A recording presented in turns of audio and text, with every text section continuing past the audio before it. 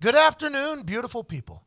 On this day 17 years ago, our world was changed forever. While watching the Twin Towers attack unfold, the heroics of those who decided to sprint towards the horror were what captured my attention. It taught me a lesson that no classroom could teach. There is a lot more good than evil in this world, and that still rings true today. September 11th was a day that was supposed to make us live in fear that something terrible could happen whenever at any given moment. But in the complete opposite turn of events, 14-year-old me saw something that made me grateful for others in the days we have. Let's enjoy the hell out of this life, no matter what's trying to bring us down. Big thanks to all of the service members in New York that ran into the war zone and into the catastrophic events to save people, and rest in peace to those we lost on 9/11/2001. I will never forget that day. I was in class. I believe I was in a computer class. We turned on the TV. The teacher seemed to be panicking, and then all of a sudden, boom, the second plane went into the building. I mean, it was as soon as the TV went on, and everybody thought as kids it was possibly a movie. Are we watching a scripted event? No. It was something very real, very serious. And in Pittsburgh, we actually had a little bit of a part because a third plane went down around Pittsburgh, and it was big news everywhere. So with that being said, none of us in this room will ever forget what happened on 9/11. None of us will ever forget the heroics of the New York City Fire Department, Police Department, military, those who went into the scary place to do heroic things. With that being said, we're going to have the greatest Tuesday in the history of goddamn Tuesdays, in their honor, by the way. In their honor. We live in the greatest country on earth, and today is a reason to go ahead and celebrate the hell out of that. Today we got a lot of interviews. We got Carson Palmer chit-chatting about his football life, which is premiering on NFL Network. You would think this. Carson kind of standoffish, never really, he opens up to us. It was a good conversation with him. Also, Richie Incognito, his first interview since a pretty large incident happened just a couple weeks ago in Arizona at a funeral home, and he talks about mental health. I think you're going to learn a lot from Richie Incognito. I got some tweets from people. Why would you give him a platform to speak? Well, to be honest, I think he deserves one. Only one side of this story has been told this whole time, and you're talking about a man, and you're going to hear it from his own words, who has put his brain through a lot, and I think he's finally come to the realization that there might be something wrong with him, and that is a big ordeal. Also, an apology that I think you should hear from that man. I'll be excited to kind of see what Richie Incognito does in the future, and also, after last night's wild turn of events on Monday Night Football, those commentators were dog shit, by the way. It was so bad. I was going to lay off because ESPN has reached out to me about potential working together. But it felt like I was watching a Maction game. It felt like we were watching a Maction game. At one time, there was dead silence, and I had no idea what to do. Beth normally does the noon games during the Big Ten, like a Northwestern Illinois game. Like, that's her sweet spot. And then Greasy was fucking terrible. That's the first Monday Night Football game of the year, though, right? Yeah. And that's what they led off with? You got this whole new team? And Jason Witten there, and Tessitore, and Booger McFarland scooting down the sideline on his little crane. And that's what they led off with. That was a terrible I thought it was bad TV. I think there's a lot of people that maybe even tuned out strictly because of how bad it was. Yeah, they always have the B squad on the first week of the year. Like, it used to be Berman and Dilfer, and Berman was so bad, too, at calling play-by-play. But I assume they wanted to save the A squad with Tessitore and Witten. And who did you say? Booger McFarland. Yeah, Booger Still could have for the late like game. But is that because Gruden was there and they were like, look, this is our new guy? Like, is that what ESPN was trying to do to Gruden at the Raiders game? Because it doesn't make – I didn't stay up for that second game. It was so late, so late. But in my eyes, Monday Night Football, you had an electric weekend of NFL. I mean, there was a tie at one point. Aaron Rodgers' heroics, by the way. Hit my poem, please. Cue the music. Hopes were high, cheeseheads about to climax. So close to their TVs, it's like they were watching on IMAX. The Great 12, A-Raj, was back under center. Super Bowl bets hammer the Packers they entered. It all happened so fast. In a jiffy he went. Gosh darn it, they said, as they saw his knee bent. Off to the locker room, he went on a cart. We suck again, they sighed. You could hear optimism depart. Then after half, a man reappeared, like a savior who left, re-emerging to cheers. down 17 zip. Could he pull off the feat? Left knee was bummed, couldn't even use his 2 feet. But off he went, slinging the rock all around, dropping dime after dime, proclaiming, this here is my town. One Hail Mary in the corner and a couple to Cobbs. They kept scoring and scoring, defying all odds. A magical tale was complete when the clock finally hit 0. That man's not my quarterback. That man is my hero, they said. A miraculous victory he brought to Green Bay. All hail King Rodgers is what the Packers do say. A reading about Aaron Rodgers. Thank you. That did well on the internet. Yes, it did. That poem did well on the internet. But Aaron Rodgers, Sunday Night Football. Then ESPN has Monday Night Football, potential big thing. And it was dog shit. And I don't think it was her fault. I don't want this to sound like a lot of people were tweeting people that were saying it was bad. And it was like, oh, because a woman's calling? No, because I thought, man or woman, they did a terrible job. Yeah, like I got a couple that were like, oh, because it's a girl on what I tweeted. But I was like, no, she's better than Greasy. Yes. Like, so this isn't a sexist statement at all. Of the two, she's better. Todd fired at Iowa out of the middle of nowhere. This looks like a high school Iowa football game, which was wild. It was bad, though, but the Jets really came. Darnold looks like he can really play. I'm assuming there's going to be some rookie learning curves where he's going to fuck up, but we'll talk to Gary Vee, who his life goal is to buy the Jets, die-hard fan. He was at the game last night. He sells shoes. He sells wine. He motivates, inspires. He consumes no content. None.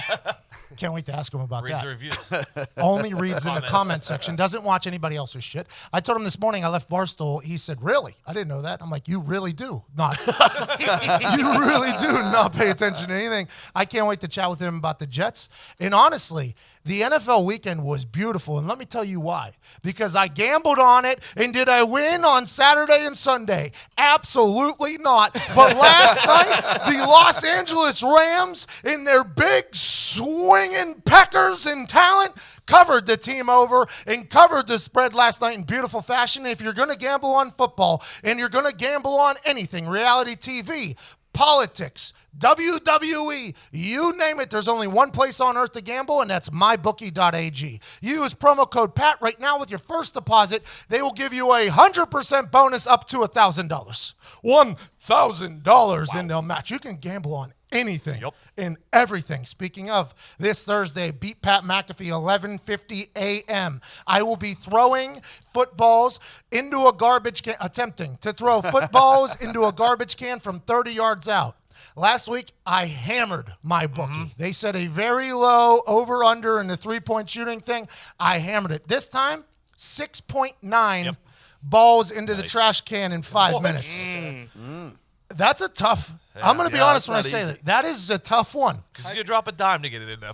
Get it to stay in the garbage can is very difficult. You always see the videos on the internet of Aaron Rodgers slinging it into a little thing. That's not his first throw. And if it is, if he goes back at it, he's not going to hit it. That's a tough throw for almost anybody. But for me, I get 5 minutes. I need to hit 7. 7 in 5 minutes. We'll see how it goes. Sam last night, who was addicted to gambling, she hammered the Los Angeles Rams as well last night. If you watch Quick Hits with Pat and Diggs every night at 8 o'clock, we told you, hammer the Rams heavy. Now, was it a backdoor cover, Diggs? For the team over, it was for you. The Rams, going in the fourth quarter, they outscored them 13-0. So it was nice. So that game started at, what, 1 a.m.? It finished at 1:35, I believe. I was pissed off because Johnny Hecker hit some bombs, I guess. And Greg Zuerlein hit a 55-yarder, and I wake up and I just have tweets from people like, oh, nothing for this, nothing for this. I'm like, cuz, sleeping. What do you? I live over here in American Standard Time. What do you want from me? I was sleeping. I was pissed off that I missed Johnny Hecker perform. I'm not happy about that. Now, granted, I know Ndamukong Suh, Aaron Donald back in the game, but I was upset that I missed Johnny Hecker. Multiple bombs. That's what I heard, dude. And he pinned him, too. He was the beginning of the brand for the brand videos. I did a video last year of Johnny Hecker in the first week hitting a banana punt, which no punter hits in games because it's Honestly, a nightmare of a punt. You can punt that thing 6 yards out of nowhere if you miss by half an inch. I post that video, explain it. It leads into a Wall Street Journal article. Bing, bang, boom. For the brand videos are started. And now last night, because the way ESPN operates, couldn't just put them at the main one. Just put them at the main one. They didn't want the game to start at 4 o'clock, I assume, in California. Who cares? Imagine that traffic. Move that to 8. Move it to the Monday Night Football 8 o'clock game. And just have one instead of us having to deal with this college, high school, amateur production and then a 1 a.m. LA Rams Raiders game. I want to watch Johnny fucking Hecker. How did the Rams look, though? I wanted to. They have so many big names. How'd Goff look? Did Gurley ball out? Gurley's fucking insane. He's the best running back in the league. Now that Lev's out or just in general? I think he is Lev. Lev can catch the ball a little bit better and maybe is slightly more elusive, but Gurley is so much faster and he is very elusive as well. Gurley just looked very good last night. Goff looked good, not great. When Goff went to that JCC or whatever, that junior college, and he was missing some balls. Mm-hmm. I was thinking, is Goff just a one-hit wonder? Just one season with McVay, he did well because he did that Red Bull thing, and he was missing throws. The black hole was on fire. I love him. Over there. First half, because the first half, the Raiders looked like the better team. What happened to Marshawn Lynch? They put a high school photo of Marshawn Lynch. Not good for the brand of Marshawn Lynch. Nobody's ever looked like that. And then looked like Marshawn. Marshawn Lynch is my favorite human on earth. Yeah. I've done videos about it. I mean, that thing went. You can go through all the things Marshawn Lynch has done that makes him the most electric human walking this earth. They sent his ass over to Ireland with Skittles and just had him interact with humans. That's all. There was no script. Just go interact with white people overseas and we'll film it. Marshawn Lynch is an electric human. Him and Bear Grylls, the whole kit and caboodle. I've talked about it. That high school photo, though, not good for the Marshawn Lynch brand. It was wild. What was that? What was going on there? I don't know. I assume mom made him dress up like that and put on some glasses for the class picture. Didn't have any dreads. Man, you think he's saying the town business? I assume he's not happy they put that up last No night. way. They gonna get a call from Beast Mode. I saw him dragging that safety. I was he still I was runs in hard as tears. I was fuck. crying, laughing, watching. What was it? 4 yards. He had 5 people literally on top of him, and he scores a was touchdown awesome. With one leg. with one. Why one leg? Well, no, the safety was wrapped his one leg. And Was that just, Peters on his? I can't remember who it was. Josh Johnson or Jackson or something, just Oh, going that's for a second, ride on the ground on his back, holding onto his leg. So do we think the LA Rams are going to be good, and will we think the Raiders aren't going to be terrible? Yes, I think that's good to Yeah, say. the Raiders I were don't. The solid. Raiders looked better than I thought they would last night. Is Coach Gruden back there, Ty? Yeah, he just called in, actually. Okay, hey, Coach Gruden, I got a question for you. You saw Khalil Mack Sunday night. Wow, made you look terrible. How do you feel about the Khalil Mack trade? Hindsight. Now, we'll get to the game with the Rams, but how do you feel hindsight about the whole Khalil Mack thing? Well, let me just say first things first, man. Let's keep in mind Khalil didn't want to play in Oakland. That's what I keep hearing you saying, but isn't there some sort of price you could have paid Khalil? I mean, I suppose we could have, but listen, I came to him before the season. I said, look, man, I've always coached linebackers who either have the neck roll or the extended neck roll. He didn't want to do it, and I said, listen, man, you either do that or I'm shipping your ass out of town. He didn't want to do it, so see you later. so it wasn't money at all. It was all about equipment. No, I like my linebacker. You remember Zach Thomas? I like my linebackers looking just like that. Slow white guys who just look tougher than shit, man. Coach, you guys lost to the Rams last night. Everybody on earth was expecting that, but you had a better debut, I think, than most people thought. How do you feel about the Raiders going forward? I think we'll be all right. I'd like people to just get off my dick for a second. I think if Derek Carr stops playing like David Carr, then we might have a chance moving forward. That's all I'm going to say about that. Thanks, Coach. I appreciate that. I opened Twitter this morning. Yeah. And the first thing I saw, the top trending topic was Derek Carr is being trolled for awful performance. And then you guys tell me it was close in the first half. What happened with Derek Carr? He definitely fell apart in the second half. There was a throw that he was fine in the pocket, and he just threw it up to the left flat, and nobody was there except for a defender to pick it off. And then he threw the pick six at the very end, which wasn't really his fault. The wide receiver kind of stopped his route.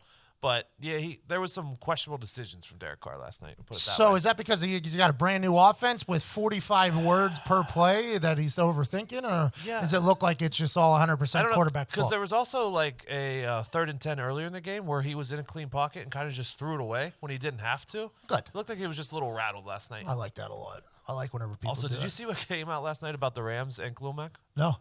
So you know how last week it came out that they made an offer to him? Yep. So it came out last night that the offer, they did make him an offer, but they weren't trying to pay him for long term. They were literally trying to rent him for this season, just for a Super Bowl run, and then they knew they would lose him next year. So that's exactly what the Rams are doing with all these players. Yeah. That's why they're bringing everybody. Hey, we're going to try to win it right now, and then you can get the hell out of town. We all understand it. We all get it. I love that. Yeah. I love that strategy, by the way, if it works. If it doesn't work, you're kind of fucking yourself for the future. But I love that strategy. If you're Khalil Mack, why don't you take that? Well, because he got $100 million in Chicago. Yeah, But that money would still be there I anywhere mean, you else. take right? the cheeseburger today. What does that even mean, Zito? Well, like you're going to get a lot of money for 1 year. It and also then you wasn't could- his decision. It Oh, was gotcha. a trade. So No, you don't think he had anything to do with the trade? I'm assuming he was a part I of that. assume if he's not showing up to the Raiders and doesn't want to be part of their team anymore, they're not listening to his wishes on the trade. Really? That is very think they interesting to me. I don't know. I've always wondered how that works. I Because think they're going to get the best deal for the Raiders. I did ask Chuck to be traded one time whenever he wanted me to go punt in the Hall of Fame game whenever I had like a twisted knee or something like that. And I had a conversation with him. I was like, if you want me to punt in this game, that literally means less than a preseason game. And I just twisted my shit last week. Like, I'd rather play somewhere else, to be honest. I'd rather play somewhere else. And he, Pat, we're not going to trade you. You're not going to kick either. So just get out of here. I'm like, thank you.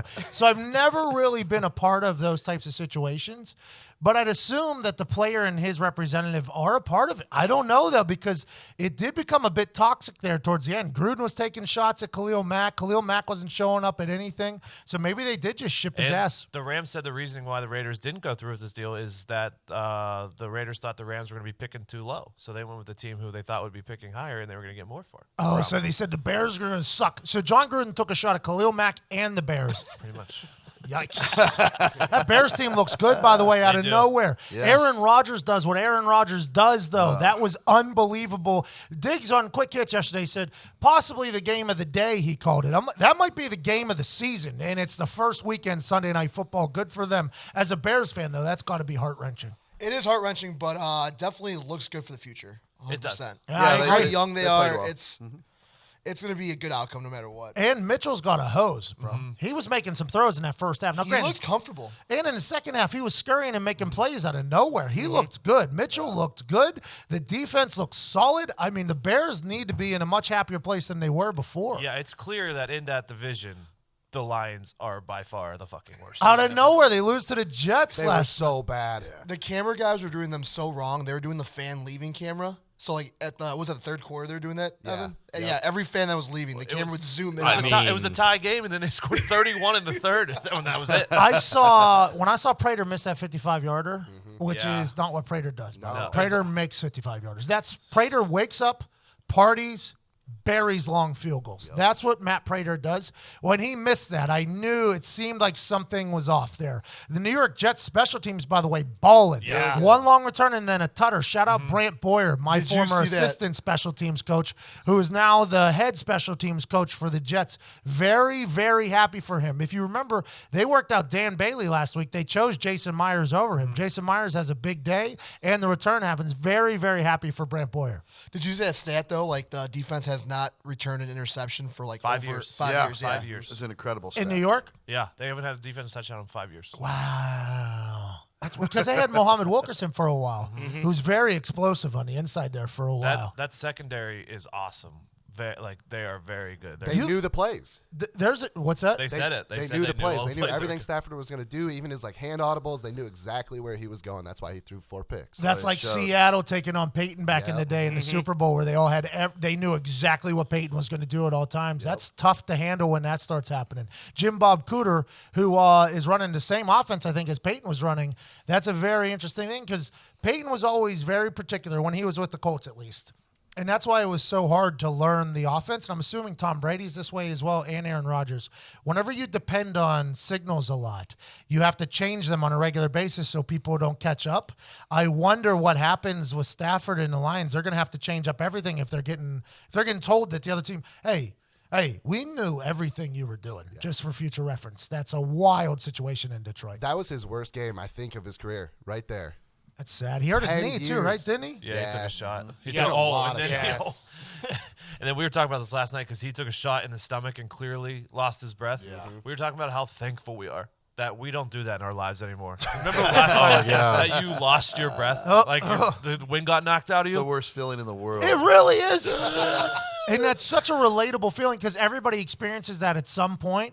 Those quarterbacks experience that, I think, once a week whenever they get tackled and all their breath just leaves You them. think it's never coming back. You just got to sit there and tell you, is it going to come back? When he started to panic and he started tapping his chest real fast, I was like, oh, Been there, geez, buddy, that's yeah. the worst. Because it's just like when people eat edibles for the first time. You're like, you're gonna come down.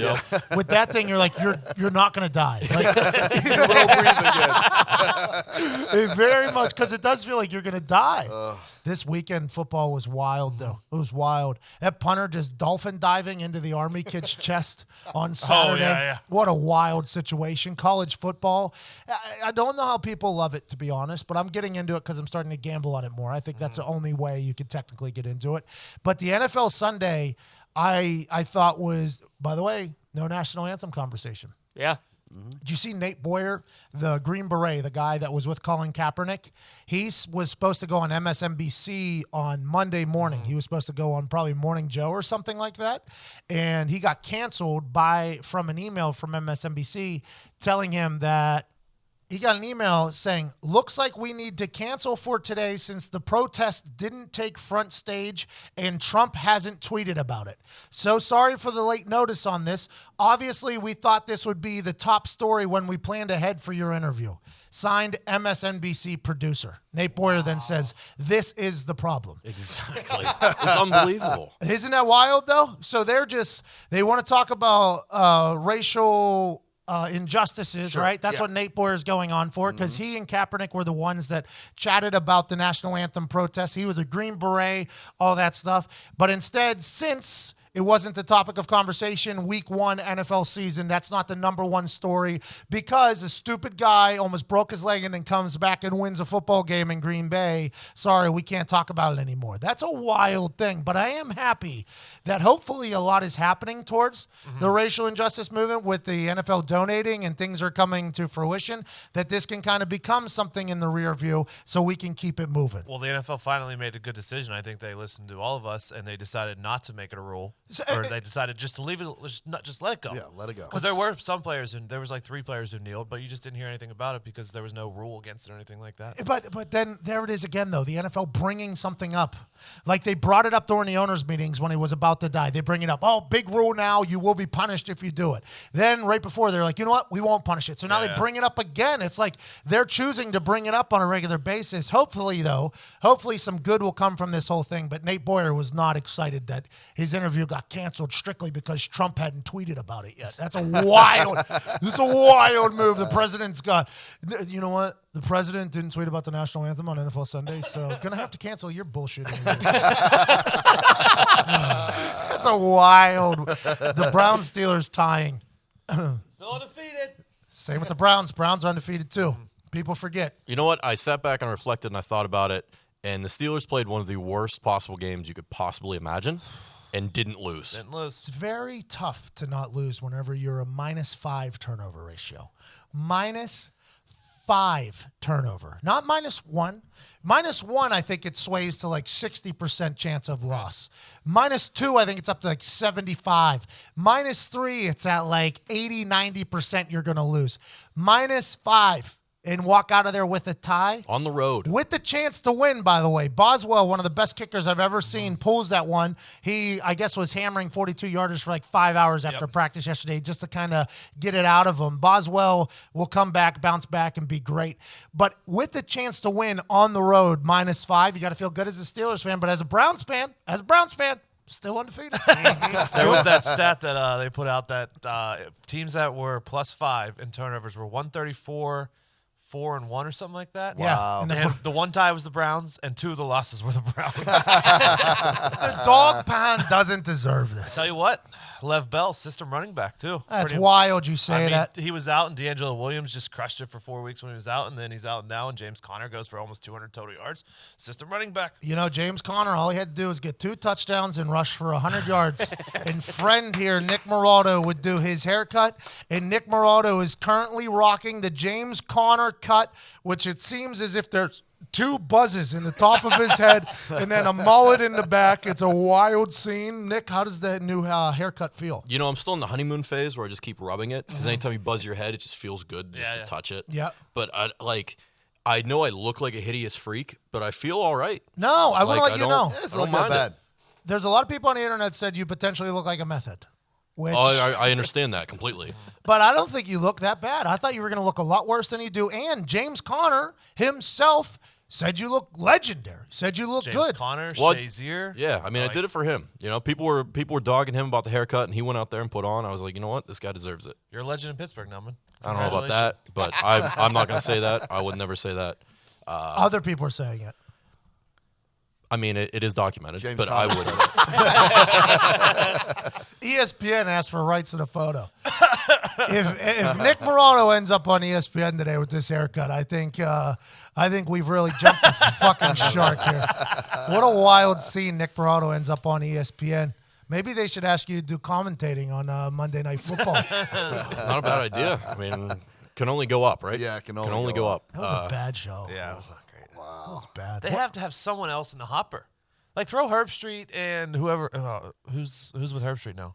Reese Davis. Reese maybe? Davis. Throw like them on the Monday night game just for fun. Herb Street is incredible, by the way. He is incredible. He's good at everything he does when he gets on the mic. For that pre-show, the College Game Day, he's on there smooth and looks good. He covers up for Lee Corso. Yeah. He kind of just covers up the whole show. And then they fly his ass maybe sometimes across the country and goes and does color commentator somewhere. He's incredible. I like Kirk Herbstreit a lot. He is a gifted individual on the microphone. That would be better than them each year throwing the B squad on the first game of the year. Dude, like Zito said, the way they would let silence happen and just let it sit there, like just so amateurish. You know what I mean? I'm all about letting a game breathe, but there comes to an extent where, and Todd, I think I've said this a couple times to people whenever they ask for advice when they come on a mic. You got to be on a mic. Like when you come in, you got to come in. If you sound soft at all, or there's no bass in your voice, people don't take you serious. And it seemed as if, this is more greasy than what's her name? Beth Mowens. Yeah. More greasy. He just sounded like he was not confident on the microphone. And maybe it was the way he was wired or something, but he sounded like he was whispering. There was no bass in his Yeah, voice. it was so monotone. And like there's a time, like if there's a great play that's happening in front of you, silence is the time then. But they would do it like in between plays, just be quiet. Like that's the time to talk. Now I need entertained because nothing's happening. ESPN has so many personalities and intellectual people on their roster that they could have pulled in there, and it was greasy. They went with like Hasselbeck could have went there. You could have put Randy Moss in there just to juice it up a little bit. Hey, man, Stafford playing like dog shit. Like I would have loved Randy Moss. Anything. Just inject some life. Did you into hear that. when Greasy cleared his throat into the No, mic? no. He did a big. What the fuck, dude? This morning, there was a moment of silence on, I think the Today Show. And I was standing in my kitchen at attention with my lady just staring at the TV, because it was a moment of silence for September 11th, right? And it was a long one. This was an extended moment of silence. And I just thought about the people who are on microphones at that moment. Dude, they have to mic. They have to mute their mics, They right? have to. Because I would think. I'm thinking of the TV person who's sitting there trying to be quiet, moment of silence, and then like 45 seconds into it, you got to like cough or sneeze. And this magical moment is happening, like, and just broadcasting through the TV. It is very interesting that, like the cough button. You think there's a cough Yeah, button? it has to be. Here we have a very amateur setup. We do not have one, but you would think the ESPN Monday Night Football is what I almost tweeted last night. Like that's the Super Bowl every week. Yeah. Monday Night Football and Sunday Night Football are the big thing. You can't. And I'm assuming I feel bad for Greasy and the lady because they probably got off, checked their internet, and were like, Oh boy. people hated us. Hey, shout out to you for SVP giving the brand a shout out on SportsCenter. Yo, big deal. Yeah. I mean, it wasn't great. It wasn't a good highlight. but it's- It was a punt return. Not great for the brand there. Sorry, McAfee. SVP, legend, by the way. Big fan of the way SVP works. But yeah, I'm very, very thankful. What surprised you most about everything this weekend, Oh, I like that game wise? For me, it was Tampa. Yeah. Fitz magic was unbelievable. Sam, my lady, I said this on Quick Hits, she bet the under in that game, which is 49. Tampa ended up with 48 themselves. So, I mean, that was a game that was just wide open. The Saints, though, go from the Minneapolis Miracle to losing to Tampa Bay first week with no thought at home. These are bad back-to-back games for the Saints, Drew Brees and the Saints. Everybody's picking them potentially for Super Bowl run. People are like, this is the year the Saints bounce back. This is the year for the Saints, bing, bang, boom. And then Ryan Fitzpatrick goes, no, this is my year. This is my year. He And makes me want to grow a beard. yeah, if I can grow a beard, I think that's like you look at Steve Weatherford, right? Or you look at John Cena. Oh, that guy makes you want to work out. The Rock. And it's like, you know what? Now I think about it. I don't think my body would ever turn into whatever the fuck those guys' bodies are. That's like Fitz's beard is performance-enhancing beard. Glorious. Oh God. It is thick. It curls right. It's like it's straight out of a movie almost. It's beautiful. That's the same way Brett Kiesel, anytime I used to see his beard. Oh yeah, and then he would shave it publicly in front of And everybody. look like the worst. Yeah, but he would he'd Yeah, rub it it was in for everybody's face. charity. Yeah, but he'd rub it in everybody's face. Like, yeah, I can grow another one of these. You know? big deal. Yeah, no big deal. Like, no way that chin strap works, right? Over his beard? Of course it does. No way. You don't know That's how- too much fluff. Maybe it's gonna push it down. You got He's too such much. a tight. You have too much fucking fluff. By the way, Zito got a fade yesterday. Yeah, I did. How's it look? Take the hat off. You wore a Looks hat pretty today, good. so you're not too proud of it. It looks a lot better than what he Ooh, had I like before. it. Yeah. You look like you're a groomed human. Yeah. No, I Yeah. took a shower this morning. That's wild. That's wild. I'm very, yesterday on Heartland Radio, we got into a full discussion about how Zito doesn't shower in the morning. And he says, oh, I just wake up with energy, whatever. But he punishes everybody else in the office with his smell and everything.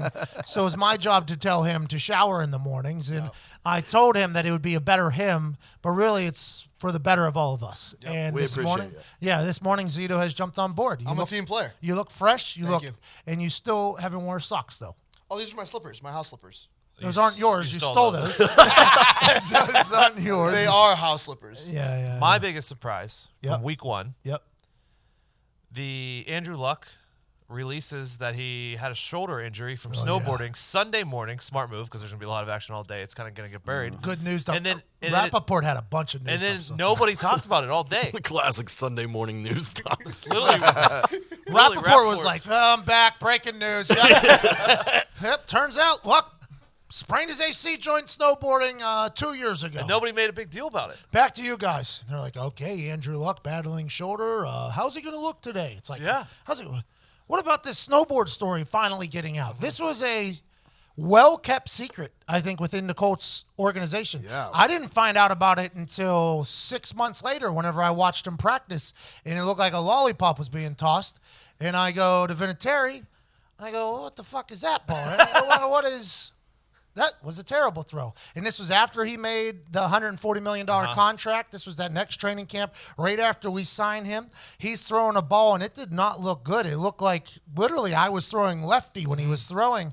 And I'm like, am I missing something? He was like, oh, well, he got hurt last season. I'm like, yeah, I know he got hurt last season, but this looks bad. He was like, oh, you haven't heard? And I was like, ooh.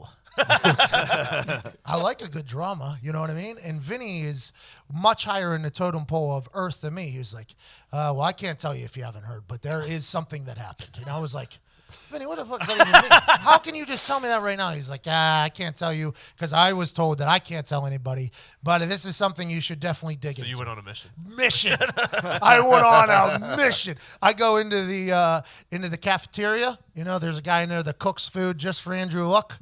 Look, what's going on, man? How's it going? Well, we got the, that's good. Yeah.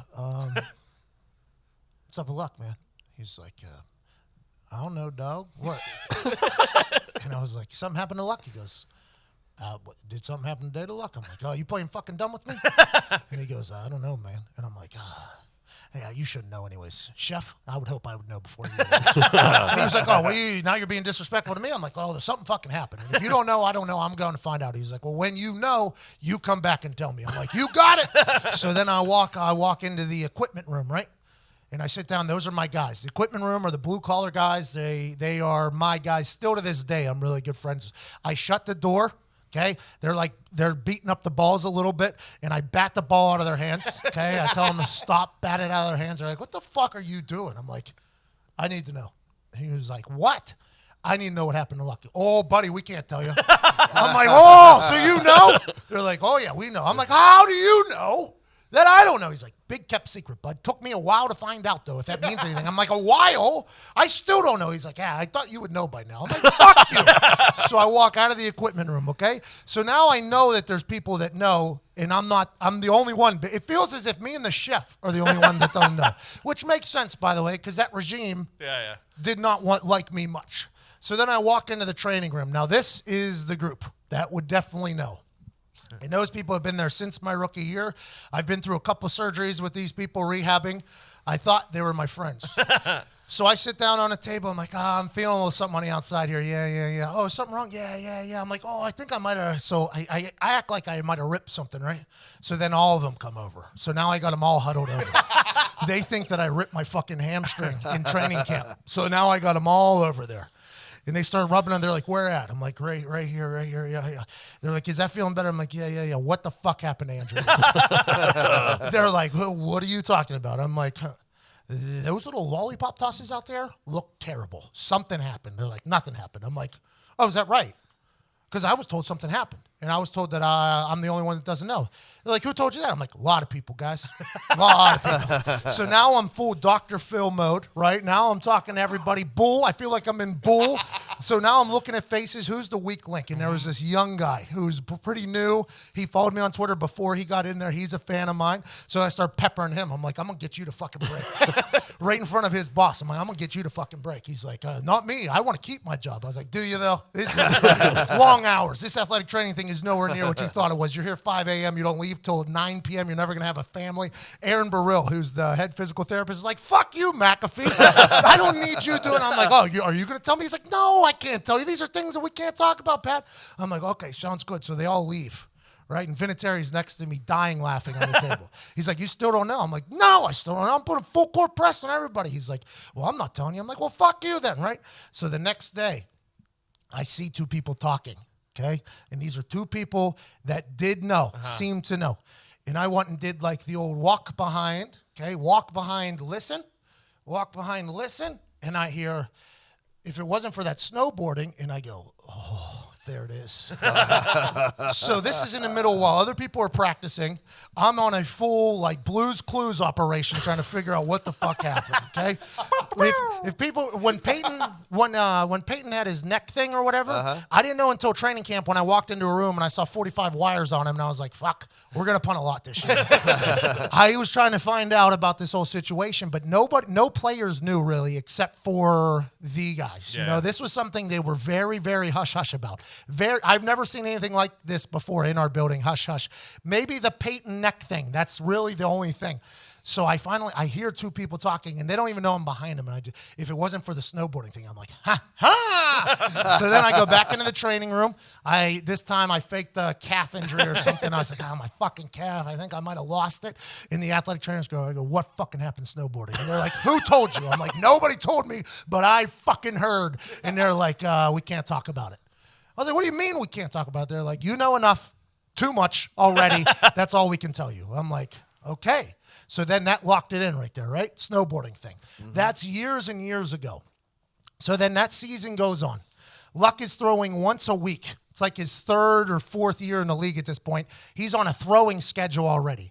And everybody knew something was wrong, right? Peyton used to throw every single day, every single rep. He needed every single rep. Andrew was not throwing on Wednesday. He was not throwing on Thursday. He was only throwing on Fridays for some drills. He would hand off on Thursday. Everybody knew something was wrong.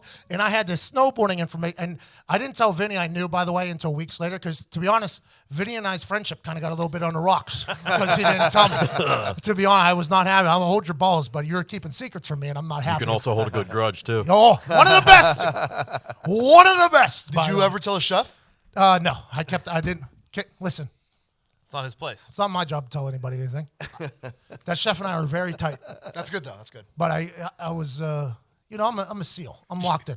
I've had 200 podcasts, by the way, knowing that there was a snowboard incident. Yep. And never said it one time, right? I mean, this is something that they kept it locked up, and I understood that they wanted. The only thing I'm having an issue with is them saying that him spraining his AC joint after having a shoulder injury did not affect his shoulder in a negative way at all. That's the story that they are actually running with. Ian Rappaport reports the snowboarding injury, which happened 2 or 3 months before he gets the biggest contract in NFL history, by the way.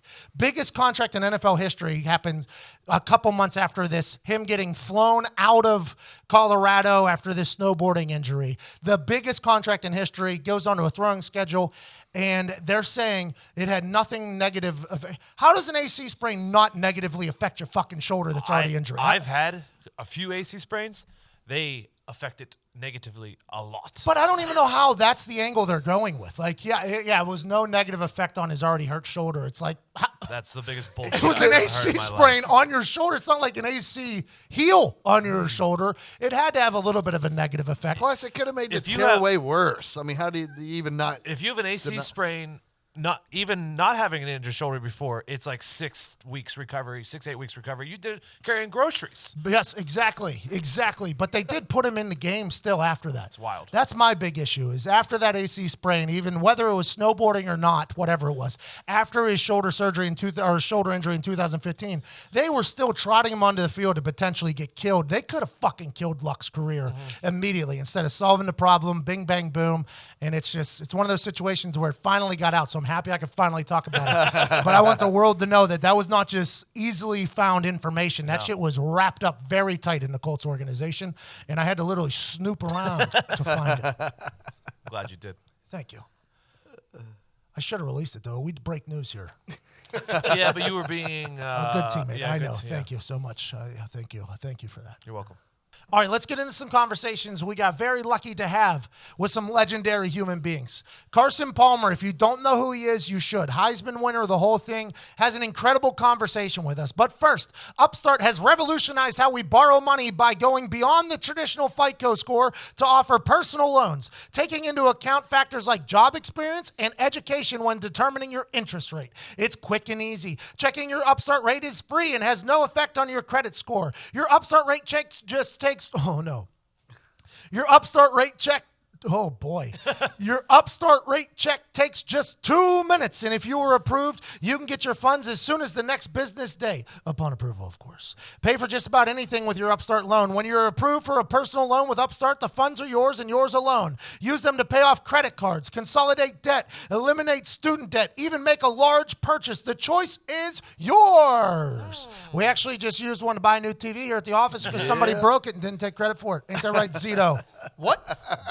Yikes. Debt. Some have a lot, some have a little, and the vast majority of us have some. But the path to financial freedom can look awfully bleak when you have high interest debt. And if your FICO score isn't great, it can make breaking out of that revolving debt cycle harder than it needs to be. Thankfully, our sponsor Upstart is revolutionizing the process of personal lending. Upstart offers personal loans for anything. And that's because Upstart goes beyond the traditional FICO score when assessing your credit. It takes just 2 minutes. Hurry to upstart.com/heartland to find out how low your Upstart rate is.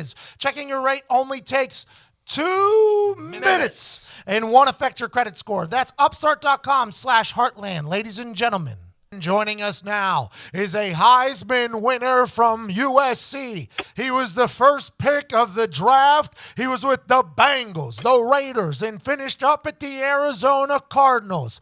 On September 14th, Friday night at 8 p.m. Eastern, American Standard Time, you can watch A Football Life with this man on NFL Network. The show features Larry Fitzgerald, Bruce Arians, Pete Carroll, Chad Ochocinco, and more. A man who's respected by all of his peers, an absolute stud in the every way the word can be used, Carson Palmer. Pat, that was a phenomenal intro. It sounds like you should be working at a horse track, calling the horses coming around the bend.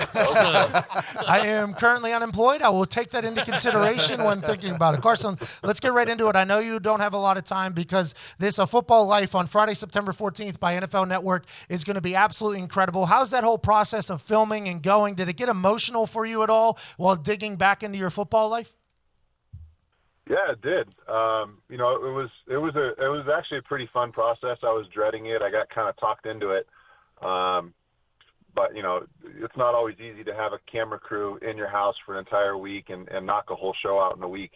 But it was, you know, it brought up a lot of emotions that I kind of put away and had moved on from, and it gave me a chance to kind of reflect and go back in time and remember some great people, some great coaches, great teammates, and kind of relive some of those experiences again. Did it give you some closure in certain places? Like, for instance, at the Bengals, I heard numerous stories about how shitty their entire facility was. The food was bad. There's no indoor. These were all things not voiced by you, but by other people who played for the Bengals. Then you voice your concern with the Bengals. You actually retire, but you're too damn good. The Raiders bring you back. You actually leave the Bengals early due to, what was it exactly about that whole situation? Was it a multitude of things, or was there one certain thing with the Bengals? And is there any closure in the football life whenever it airs?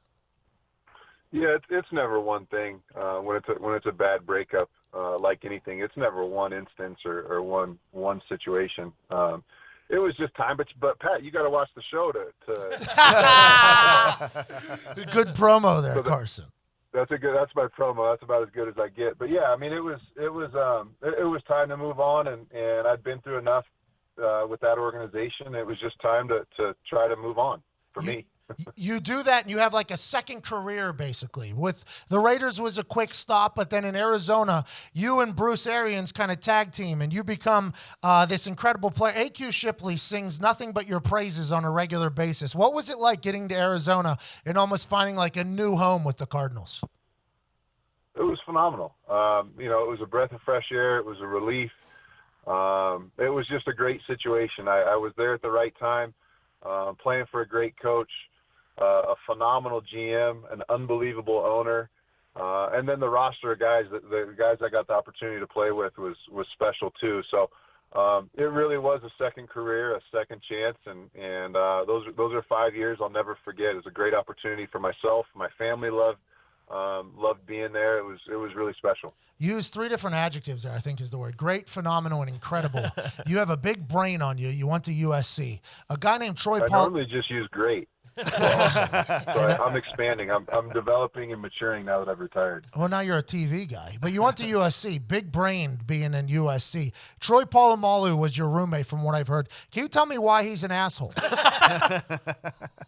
What do you got against Troy? What's wrong with Troy? I was supposed to score a touchdown, Heinz Field, homecoming night game. It was a C-gap, 100% guaranteed touchdown on a fake field goal. In his entire career, Carson, all he did was line up on the other side. We went through film and film and film. Said if we ever get to this point on the field, it'll be a 100%er. You walk into the end zone, left C-gap. All of a sudden, we get to game time. We're in the exact position of when it is. I grew up in Pittsburgh, Pennsylvania. 100%er, they say. I'm supposed to score my first ever NFL touchdown on the same field I won a punt, pass, and kick. And head and shoulders fucking Polamalu bounces his ass over right into the gap where I was supposed to score a touchdown. First time in his career he lined up there, Carson. And I would like to know why he did that and why you were friends with him. Yeah, he was good at doing stuff like that. I had to play against him every day in practice in college, and then sure enough, draft day comes, and I end up going to the AFC North, and like a couple picks later, the Steelers trade up and snag him. So I had to play against him twice a year for almost a decade, and man, he was a great, great, great player. And he did that. He kind of did his own thing. You know, call him an asshole, call him whatever you want. He would line up on the left and then end up robbing the other side of the field, or line up in the middle of the field and run over the other half and pick a ball off and make a tackle. And the guy was him and Ed Reed were probably the 2 best defensive players I ever played against. I obviously have nothing but respect for Polamalu, but he did ruin my one shining moment there at home. You've played with so many players: Ocho Cinco, Larry Fitzgerald, Polamalu in college. I assume the list goes on and on. Did you ever have a teammate of yours that you just thought, man, they say all men are created equal, but that's a bunch of bullshit?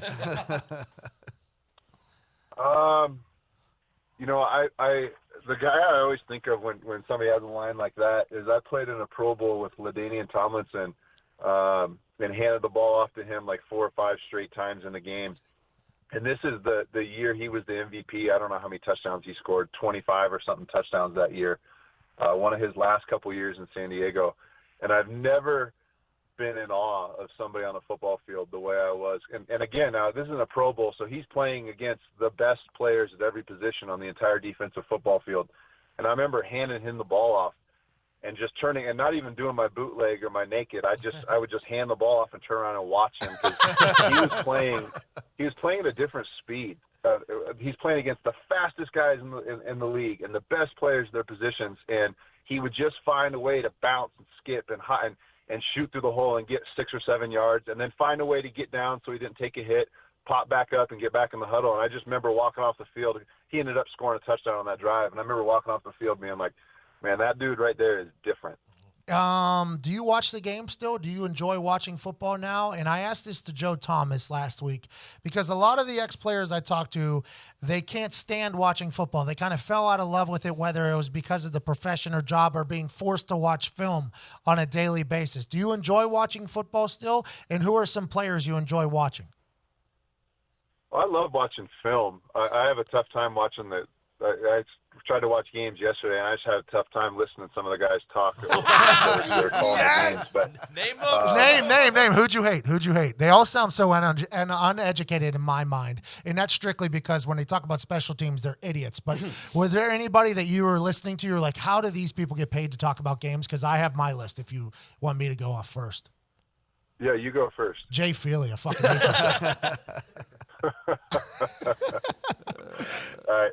Yeah. So, anyways, I had a tough time watching. So but I love watching game. I love breaking down game film and seeing what defenses are doing or seeing how guys are trying to stop guys. So I still have my DVS sport, which is the way coaches and players in the game, at all levels of the game are watching the game.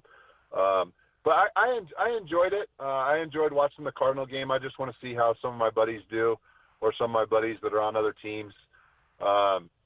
So I don't feel the way that Joe does or some of the other guys you mentioned. I still love the game. I still love watching it. I just have a tough time and need to hit mute every once in a while because some of the comments are unbelievable. I agree with that. Joe actually said he liked it. It was the other folks I talked to. Did you get a chance to watch Aaron Rodgers and what he did last night? And is it amongst the quarterback fraternity? Do you guys rate each other and rank each other, or is it just like everybody love everybody? We're all making a lot of money playing football. No, everybody hates everybody. Everybody's bitter at everybody. But no, I loved watching Aaron play. He's kind of like we were talking about earlier, like LaDainian Tomlinson. He plays at a different level. He can get more velocity on the football from every angle, from every body position than anybody else in the game. So I love watching Aaron play. I think he's head and shoulders above everybody else at the quarterback position. I think everybody knows that. But yeah, for the most part, most quarterbacks are all looking at other quarterbacks. Oh, he gets to play with so-and-so, or he gets to play for so-and-so. So there's a lot of hatred that gets built up between quarterbacks. Is there anything we're going to learn from a football life that's going to make us, you don't have to tell us, but is there anything that's going to be revealed in the football life that's going to make us go, I didn't know that about Carson Palmer, or maybe, wow, that's a deep part of Carson Palmer that's revealed, or is it mostly football fluff, if that makes any sense? I don't think it's a ton of fluff, but I think there's a lot to be learned. Just because, I didn't play in big markets ever really. I didn't get to a Super Bowl, so that those are the guys that are playing in New York and LA and Chicago. A lot about just because those are such big markets. And Cincinnati's not a big market. Arizona's not real big, and Oakland isn't huge. So I think there's a lot to be learned, and I'm not super philosophical or super deep. I'm pretty. What you see is what you get. But I think there's some stuff that might surprise some people. Does your brother still have that movie P app? Everybody loves to ask about his. It was called Run P. That's like my brother's got 49,000 things going, and that is very far in the rearview mirror. And I couldn't tell you what's going on with that app or that app company. But I did when that episode came out. I didn't even know he was involved with it, and I'll never forget. I was watching one of the Mission Impossibles. I don't know why I went to the movie theater to watch a Mission Impossible movie, but I actually used it because I had a big, heavy Mexican meal the night before and I had to go handle business like halfway through the movie. And so I actually used it one time, and it worked. It was great. I have an active bladder, so I actually respect the hell out of that app idea. What do you what are some hobbies of yours? Do you play tennis, golf? Do you like to have a couple cocktails? What does Carson Palmer do in his downtime? I'm actually on my way to a really good bend in the river to fly fish. About 20 minutes south of me right now. So I like being outside. I like fish. I love to hunt. I have 3 hunts that I've already got on my calendar, hunts that I've been looking forward to doing that I haven't been able to do since hunting season's always during football season. So I'm excited about this upcoming fall and this upcoming hunting season. You a whiskey and beer guy? If you're a hunter, I say that sounds like whiskey beer guy. I love a good beer. I don't drink a ton of whiskey. I love wine. I love beer. I do like whiskey. I shouldn't say that. I like a good gin martini. But I haven't jumped on board with whiskey like everybody else has. I feel like it's there's so much hype and there's such a fad, that whiskey is right now. All of a sudden, everybody's got the best whiskey in the world. I'll drink it if you offer it to me, but I'd prefer a nice. I'll even go a dirty vodka martini, but I like a nice gin martini. I want to let you know everything you just said about whiskey is 100% right. Don't let anybody judge you for that. Yeah, you're 100% right, Carson. Right? Yeah. Okay, absolutely. thank you. Hey, if a younger Carson Palmer was listening to older Carson Palmer, and this is, you said you're not philosophical, but this is a little bit of a deeper question. If you could talk to a younger Carson Palmer about what his football career will become, what would you say?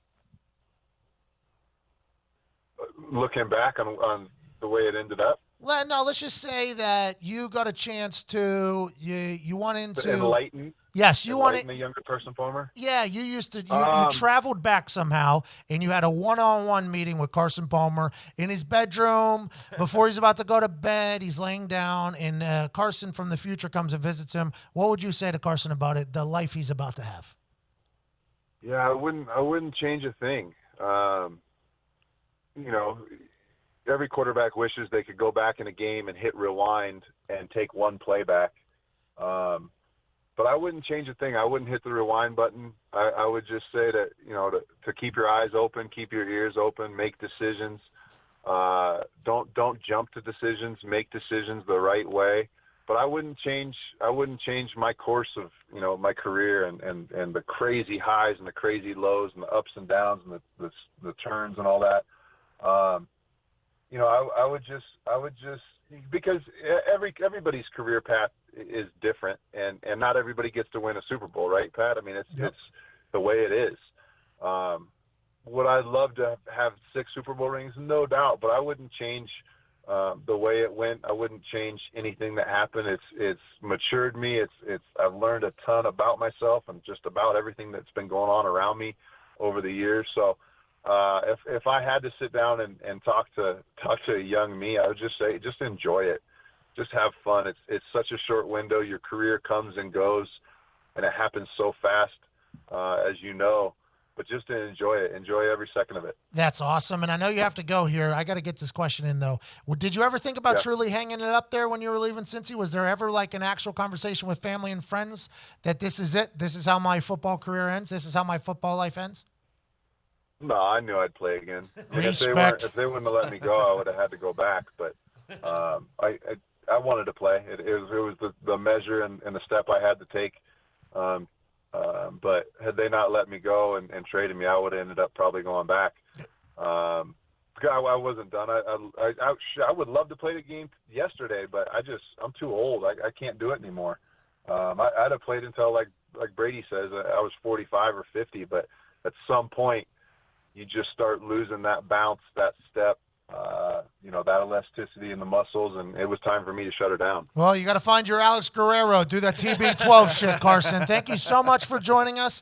Friday, September 14th at 8 p.m. Eastern on NFL Network. Emmy-nominated series A Football Life with Carson Palmer debuts. Carson, thank you so much. Incredible career, by the way. I wouldn't change a thing if I were you either. You did incredible on the field and off the field, and everybody speaks very highly of you. That means a lot. Ladies and gentlemen, Carson Palmer. Thank you, buddy.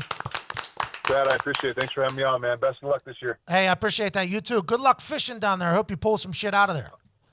I'm going to need it. Thanks, buddy. Cheers. See ya. Later. Shout out Carson Palmer, by the way. Hope he caught some fish down there, fly fishing. He said the bend of the river he was going down. Good conversation with him. Yeah, Yeah. he's great. It was a good conversation. Yeah, I was very surprised. I appreciated him coming on, because he's Carson Palmer. I'm excited to watch his football life. I really appreciate that app that tells me when to pee. He said he saw Mission Impossible, one of them. Remember, I watched my first Mission Impossible just last weekend, and I had to pee, and I used the app, and I was like, I felt him on that. Clutch. Yeah, I actually said to him, oh, me too, while he was answering. I didn't want to interrupt him, obviously. Good for Carson Palmer, at peace with everything, by the way. Yeah. That's really cool to hear that he's so content with what he accomplished. Would not change anything if he could go back. Yeah. He's got a lot of money, too. So. Lot of money. Whenever you're content with everything you've done and wouldn't change anything, probably helps you sleep great at night, doesn't it? Oh, yeah. But if you want to sleep great at night, there's only one mattress you should sleep on. Do you find yourself distracted, forgetting things, making mistakes at work, Nick? Yeah, sometimes. Yeah. A quality night's sleep makes all the difference. The right mattress is the difference between resting and just laying it down. The Lisa mattress is the product of more than 30 years, 3 decades of experience in mattress engineering, and hundreds of hours of testing. Comprised of 3 foam layers that provide cooling, pressure relief, body contouring, and support, over 300,000 happy Lisa sleepers agree the Lisa mattress gives them the rest they need. Order your Lisa mattress online at lisa.com/McAfee with promo code McAfee and try it risk-free for 100 nights. It ships direct to your door in a convenient box with free shipping and free returns. Find the right mattress for you at lisa.com/McAfee and get the rest you need tonight. Don't miss Lisa's limited time Labor Day sale, extended now through September 13th. Get up to $235 off and free shipping on the Lisa mattress at lisa.com/McAfee and enter promo code McAfee at checkout. That's LEESA.com/MCAFEE. Promo code McAfee. Shout out Lisa. Here's a guy that rarely sleeps. It seems like for the second time in this show's history. Ladies and gentlemen.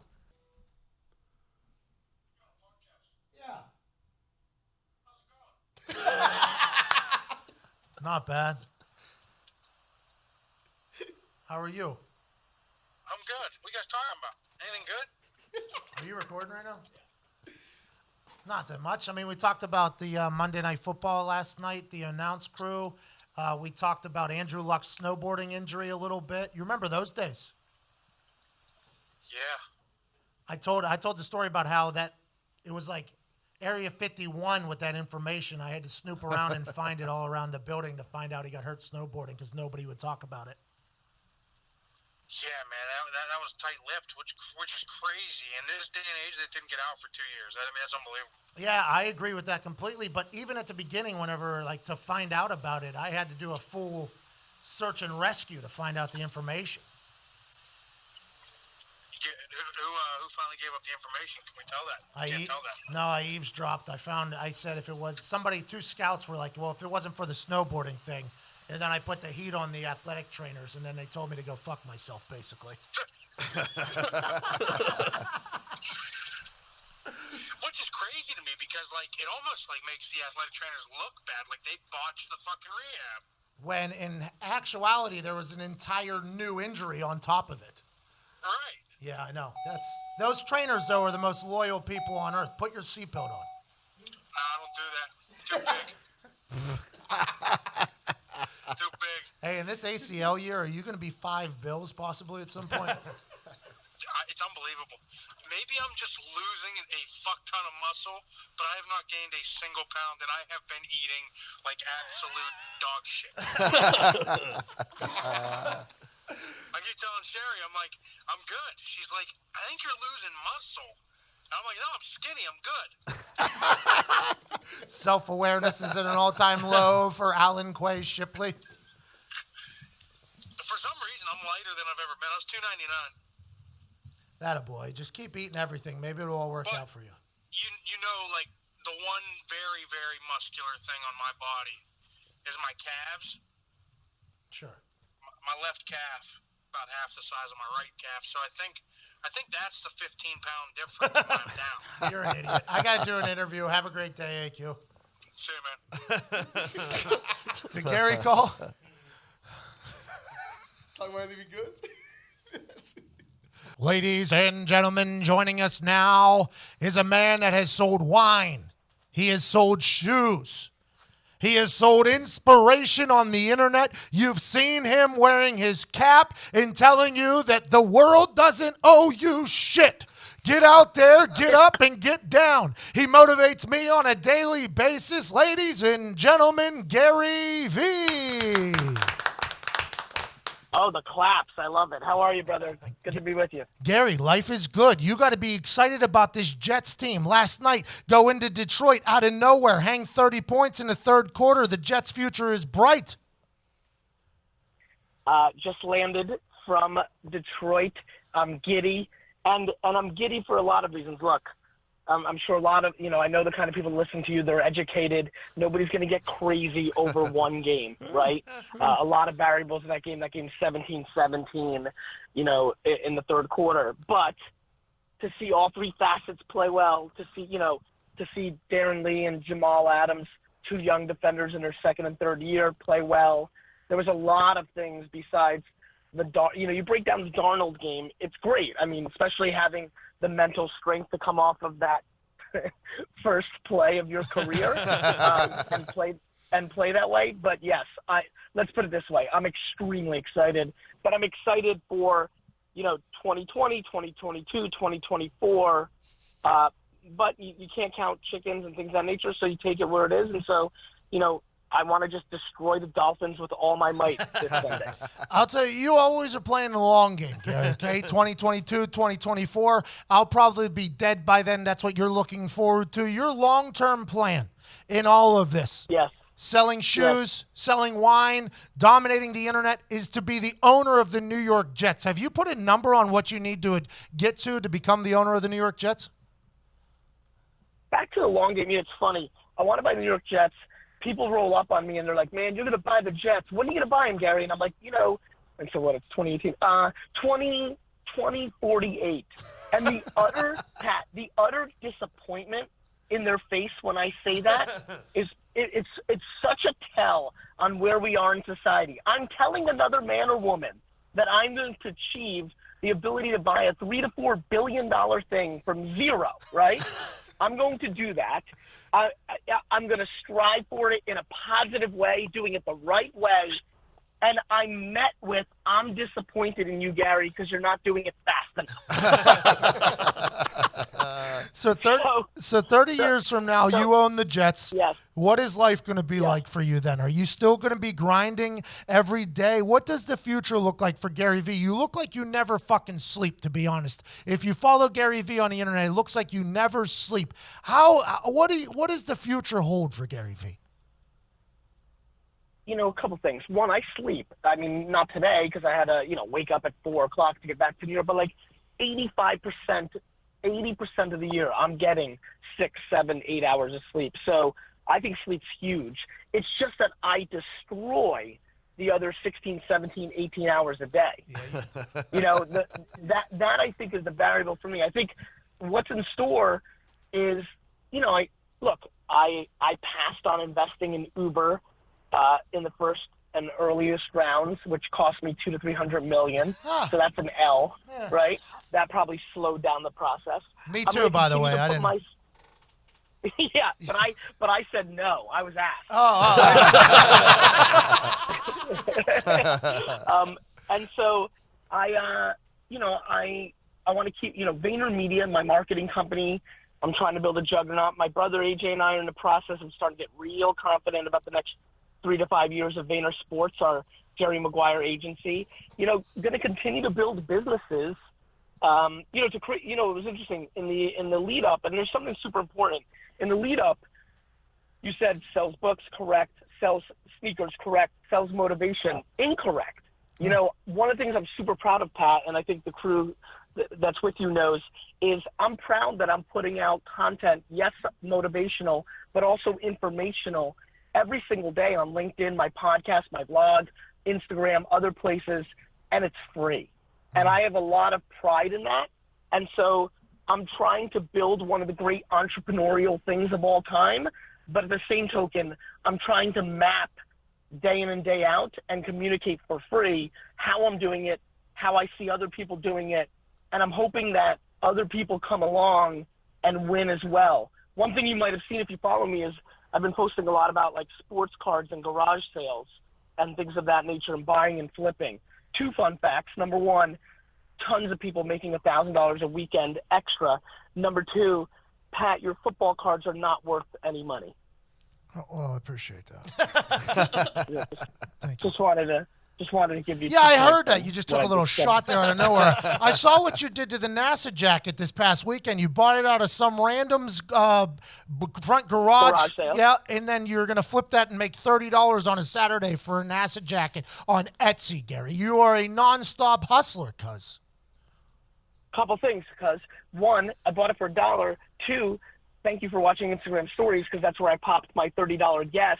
Turns out that it's an alpha jacket, and it's going to go from $70 to $150 a pop. Oh, my God. I feel like I'm watching Pawn Stars out there. Hey, you said... You know what, Pat, though? Listen, you and I got fortunate that we worked our faces off and found things we were good at and passionate about, and it led to financial opportunities. The amount of people that disproportionately are affected by the thought of $200 to $300 a week extra to pay bills, to save up for a Disney vacation, to pay out of debt is remarkably high, it is scary. And I don't use the word easy. It is scary easy if you spend a year educating yourself on how to use Amazon, Etsy, Letgo, Facebook Marketplace, Craigslist, and go to thrift stores, go to clearance aisles in stores, Marshalls, JCPenney's, and garage sales and town-wide sales, church sales. It is stunningly easy to make $200 to $300 a week extra, and that will impact 90% of the listeners. And so, yeah, a lot of people are like, Gary, you're like a marketing genius and all this stuff. You hang out with all these fancy people. Like, you're smart. You talk at these big conferences. Yeah. You write books. Yeah. What are you doing making content about going around Saturday and going through people's garbage? It just seems, quote unquote, beneath you. And literally the 4 or 5 people that said that to me over the last week, I'm like, you're an asshole. Well, literally that was my response. I'm like, what's in it for me? What's in it for me is I go to foofy black tie events or, the United Nations or speak in front of 15,000 people at a conference, and it's great. But the reality is, that Instagram story this Saturday, and Pat, you saw how I did it. It was entertaining. It was informational. Mm-hmm. I don't know. I got 10,000 DMs in like 48 hours from people showing me pictures that they got off their fat ass and didn't watch Netflix that morning or played 2K and went to 5 garage sales and made $80, and that meant something to them. My answer is because it's important and it's helping people. Gary, let's talk about something you said a week or 2 ago. And I'm going to be honest. I listen and watch everything that the Gary Vee does. I watch you go international. I watch you sleeping on airport floors. I watch you speaking in front of these people. You said, and this was one of the most wildly absurd things I've ever heard in my entire life.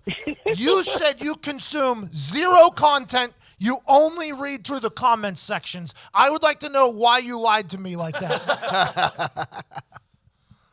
Pat, it's really crazy, man. I will go on Twitter or I'll go on Instagram and I'll consume the reactions of, Crazy Rich Asians. Like I didn't see the movie. I see where people react. Even you, I don't listen to this show, but I know how people love this show through their comments long before I ever showed up the first time to your show or your format. Yeah, man, I don't watch stuff. I don't know what to tell you. I don't watch shit. I didn't watch I haven't watched a minute of 13 Reasons Why, Stranger Things. I consume the New York Jets football games, and I consume the internet's reactions to everything that's happening, which is why I have a lot of opinions or thoughts on things, because I'm able to gather them. And this is something I've done my whole life, man. Like, I'll give you a good one. I just realized this. My mom kind of brought it up. I used to do baseball card shows. That's how I got my hustle early on. And I would literally go to a show and set up.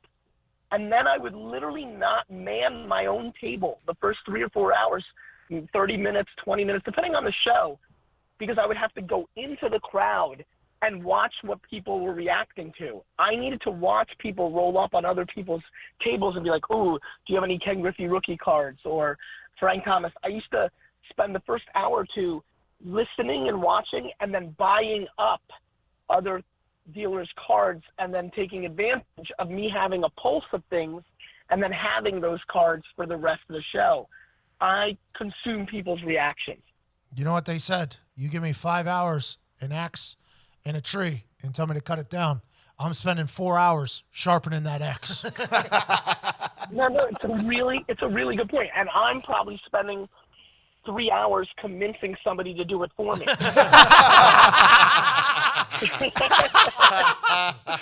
All right, Gary. I appreciate you so much for joining us, man. Wait a minute. I'm not leaving yet. We need to talk a little bit more about the first week of NFL and definitely last night's game, because it's all going to be about Darnold and all this stuff. But, we have real sports listeners, people that are educated. Like, I've got one. Henry Anderson last night was a huge factor. That's Goose, bro. He was on the Colts for a long time, from Stanford. One of my really good friends, actually. Nicknamed Goose. There's no reason behind the nickname. It's just what people started calling him. Really cool dude. He was an animal for us for the Colts. He got hurt a couple of times. Scheme change. We ship him to the Jets. I thought it was a bad decision to begin with because he's a hard worker, grinder, and good in the locker room. I'm happy to hear that Jets fans are falling in love with him, Gary. I was so blown away by his preseason. Mack, our GM, has not really lit the board on fire with his draft picks here. Obviously. Oh, he's on hot seat in 2048, huh? Yeah, GM's in hot seat. Well, listen, the new ownership kind of is okay with sticking it out. It looks like Chris versus Woody looks like he's trying to have continuity. But listen, he hasn't crushed the draft, but the 7th round trade here with this guy, Robbie Anderson, was undrafted free agent. He's had some crafty moves. I'm telling you, man, and I brought it up to you, obviously, because I know he came from the Colts. I have no idea what, if any, relationship you had with him, but the Jets do not have a pass rush. They just don't. They really don't. But Goose looks like he's got something, and I'm pumped now I know his nickname because I'm going to be on the field in Cleveland next Thursday, and I'm going to be yelling my balls off. Goose. He was Robert Mathis, who's Hall of Famer, one of the great. He called Goose Mini JJ whenever he was in when he got to the Colts. Mini JJ Watt, just because of his work ethic, everything like that. He's had a couple injuries, but that guy is the truth and a very good teammate as well. I think the Jets will be happy with him. Did you watch any of the other games? You said you don't consume anything. What were your takeaways from the NFL weekend from watching people watch the NFL first weekend? So a couple things. It was great to see Fitzmagic do his thing in Tampa. Yep. Obviously, they lit up the Saints. I'm very, back to not consuming. We play the Dolphins this week. Since I didn't watch a single play or a highlight, I'm a little bit worried. I'm very weird with Ryan Tannehill. I really don't think he's good, but I know he's accurate. And so, I don't know, that kind of caught my mind. The Patriots still being the Patriots pisses me off. It's like devastating. I mean, just like I hate it. I'm pumped the Giants lost, but I'm glad. My observation was Jalen Ramsey should have done a better job covering OBJ if he's going to open up his mouth to be this big time of a corner. Because I can tell you right now, Darrelle Revis in his prime, OBJ doesn't have a fucking catch. I'll tell you this. Whenever you speak a lot, you set yourself up for a lot, and you got to back it up. Although I do believe Jalen Ramsey is an incredible corner, I think he's going to get tested a lot this year, and people are going to want to find out. When it comes to the Dolphins, though, they had an 8-hour game, Gary. 8 hours against the Titans. I think you're going to be in a good spot. Yeah, did you get to catch any of that, or do you have any observation on that game? The fourth quarter was tough to watch. Chris Carter sounded like he was about to fall asleep commentating it. They only had the Titans got hurt. By the way, real quick, I did see did Marshawn Lynch carry 49 people? Yes. Yeah, it was pretty dope. And did you see the picture of him from high school that came out? Not good for the Marshawn Lynch brand.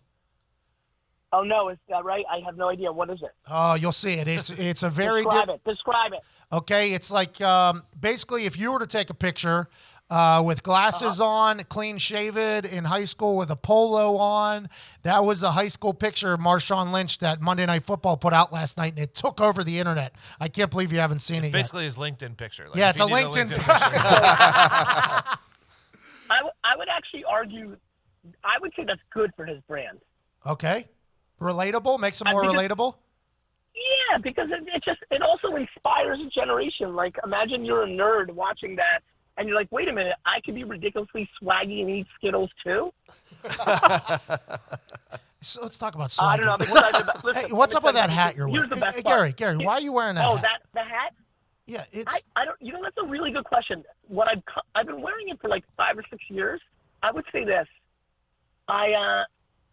My biggest read on it right now, first of all, the answer is I have no fucking idea.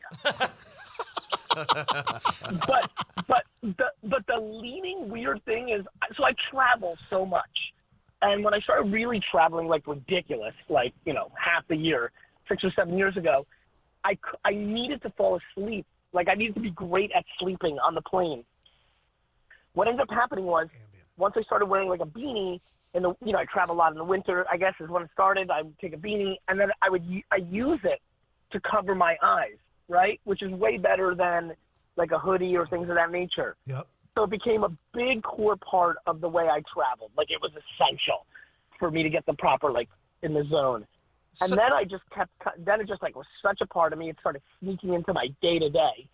And now I feel like, how like a 3-year-old like gets attached to like a teddy bear or like an old binky? stock, weird fucking blanket. I literally think that the beanie has become like I'm some weird 3-year-old that can't like go to sleep without his grandfather's handkerchief. That's who I have become. How long does it take to get in the right spot? What's that? How long does it take to put in the right spot for your hat? Oh, 1 second. Like it's like fucking. Yeah, it's like a superhero's costume. Like first try, full penetration. You know what I love about you, by the way? You don't even let your hat just be a hat. It's got to have 3 fucking jobs. That's an amazing way to defend. I love you guys. Tell me when this is posted. I want everybody to listen. I love you. It's going out today. It's going out today at noon, Gary. I appreciate you, brother. Love it. See you, man. Link. Love you guys. See ya. You got it. Take care. What a human, man. What a fucking human Gary Vee is. All right. Great combo, Gary. Yeah. I was gonna get him off the phone early because I know he's a big man. He's like, no, I want to stick around a little bit longer. Big shout out to Gary Vee. Texted him this morning, like, hey, man, want to talk about your Jets becoming a relevant team again? How about that? Yeah. Lions, not so much, but the Jets, here we are. He's real excited. 2048, he's going to try to buy that thing. Going to have to sell a lot of wine. How about missing out on Uber? Wouldn't that be cool? Oh, man. Just to have Uber just show up. Hey, this is the idea. We're going to get rid of taxis. Yeah, that's about it. You want in? No, dog. If he would have jumped in, though, he would have got the Jets way sooner. Way sooner. But he's also from New York. Remember what runs New York is the taxi. So it's kind of a product of his environment. But Gary Vee always been nice to me. He does some shit where I'm like, Gary, what Sherry, shit. What are we doing here? What are we doing here? But at the end of the day, Gary is a one-stop shop for content, business, the whole thing. I'm very thankful Gary joined us. I'm also very thankful for this next guy. And I'm going to say this out loud. I am lucky he did this interview with us. We're the only place he came to talk, and I think you're going to appreciate this as well. Joining me now was once a 4-time Pro Bowler in the NFL. First team All Big 12 in 2003 out of Nebraska. His name is synonymous with being a tough guy in the NFL. A couple situations have popped up off the field, but talking to him is one that you'll never, ever forget. Ladies and gentlemen, today he is hosting a charity golf tournament in the name of his recently passed father at the JW Marriott Desert Ridge Resort in Phoenix, Arizona, the Wildfire Golf Club. Torch Cigar Bars is the after party, trying to make good in this world. Ladies and gentlemen, Richie Incognito. Yes, thank you for having me. I'm alive. I survived jail, and now we're raising money for kids. Okay. You brought it up. Let's talk about it. Recently, your dad passed away. Your dad meant a lot to you. Richie Incognito Sr., I've been reading up on him. You've sent me some information, is an absolute legend. Would you like to talk about your dad a little bit and how awesome of a human he was?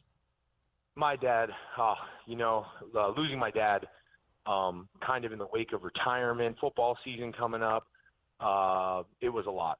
My dad was a stud. He served for this country 2 times in the United States Army.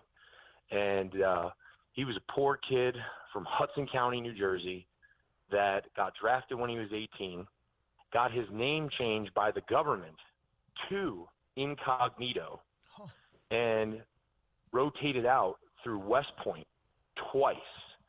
So he went to West Point when he got drafted in 1971.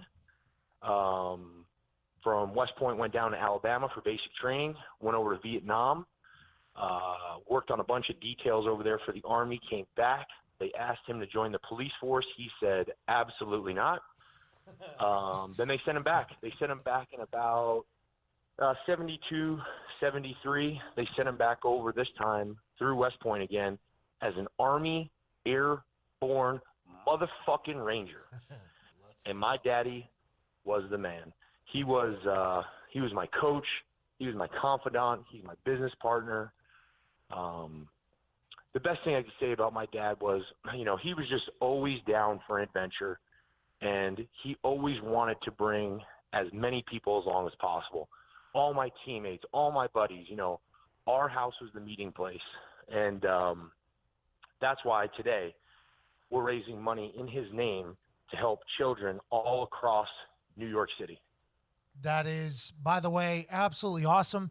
Your dad is an American badass. That is such a cool thing.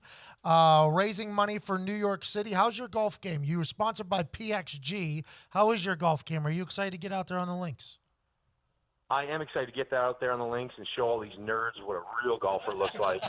About 306 pounds, getting ready to compete in some long drive competitions. Just kidding. I'm not going to do that. But I've been out on the course, dude. I've been trying to get my mind off things. Recently just moved to Vegas to start some businesses up here. So, the golf course is my therapy. I just get out there with my boys, hack around, have a few beers, talk some shit, and everything seems better.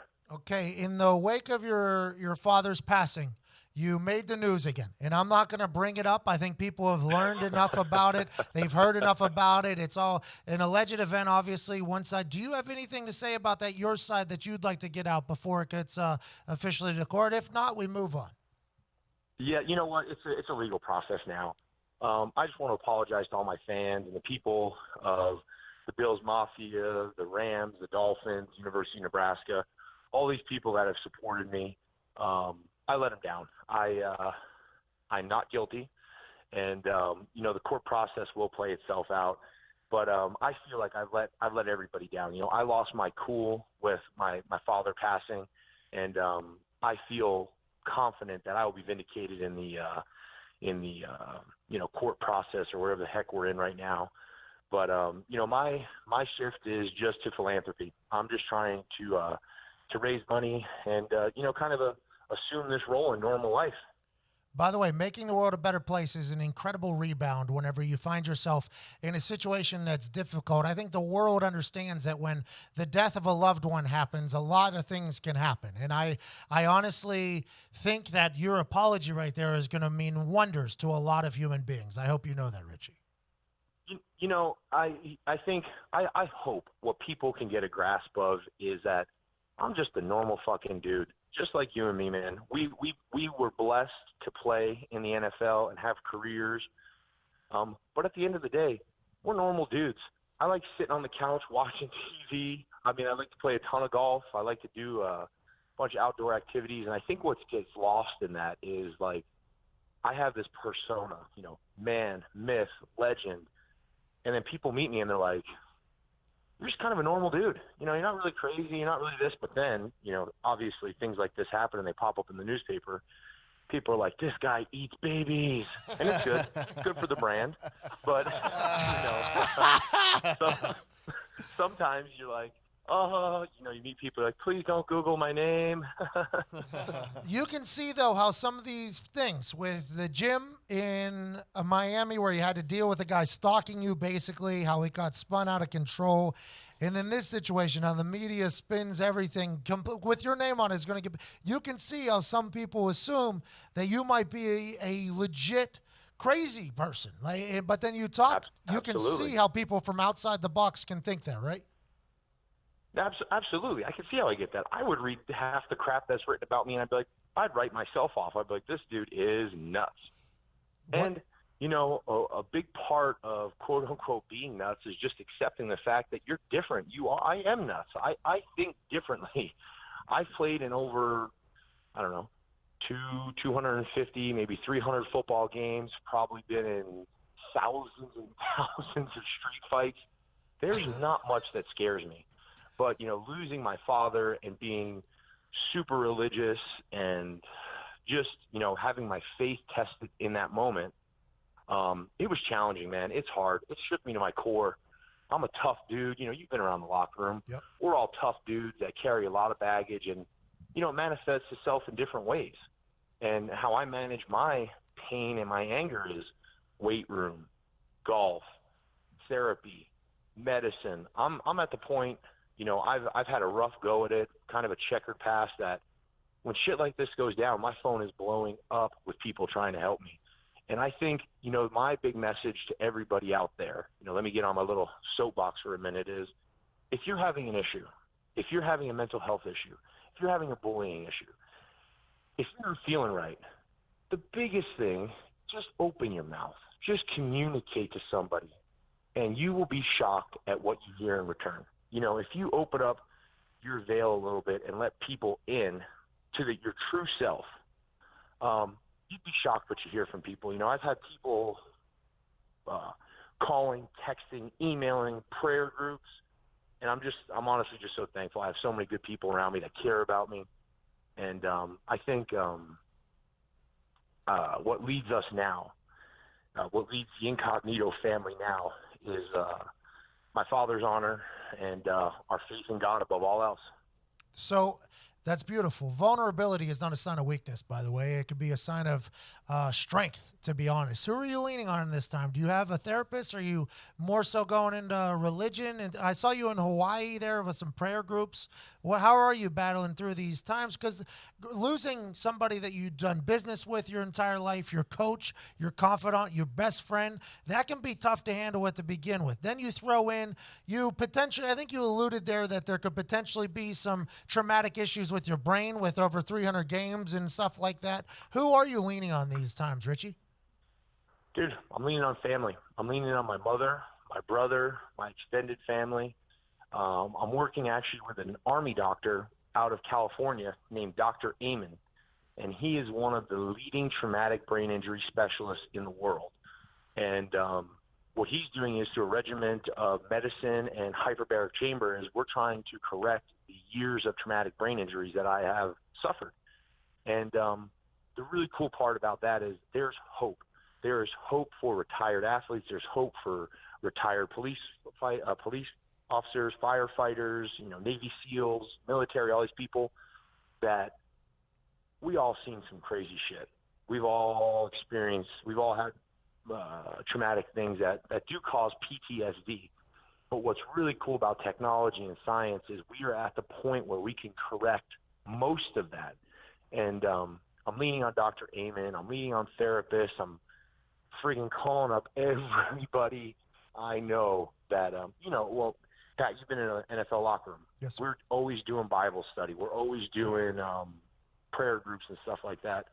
So I'm leaning on all my old teammates, Eric Wood, Melvin Fowler, Anthony Fasano, and leaning on the people in my foundation who I have around me. I have great people, and again, I'm just so proud and excited that I can spread the word about all this and raise money to help people. Richie, I want you to know that everything you're going to do from this is going to be so positive And I'm very proud of you, man, coming out here, admitting that there could be potentially be something wrong. Now you're taking it head on, trying to fix it. You're adapting to the obstacles that you've created for yourself in the past, and now you're going to make a better future, Richie. That's an absolutely beautiful thing. Let's talk about the future.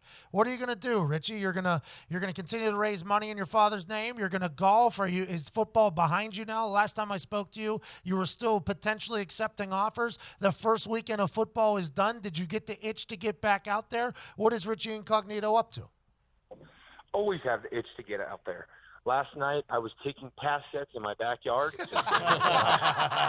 You still got it? You still got it? Oh, I still got the juice, man. I still got it. I still got at least 10 snaps in me.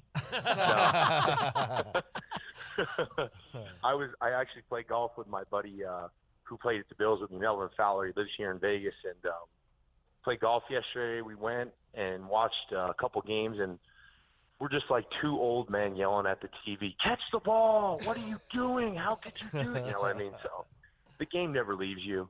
And right now I'm just in a holding pattern. I'm focusing on myself first before I take the next step in anything. That's fucking beautiful, Richie. I know you have a lot going on. Your golf tournaments today, Torch Cigar Bars, the after party.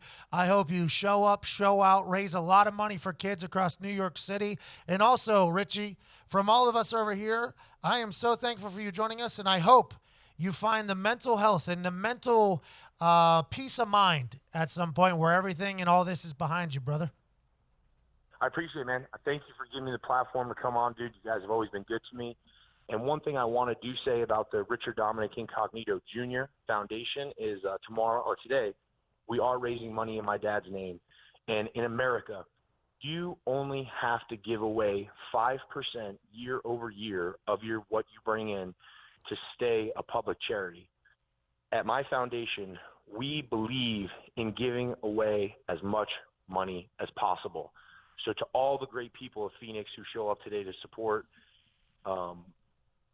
I'm going to give away about 90% of the money to some really needy kids, to some initiatives in South Africa. Oh.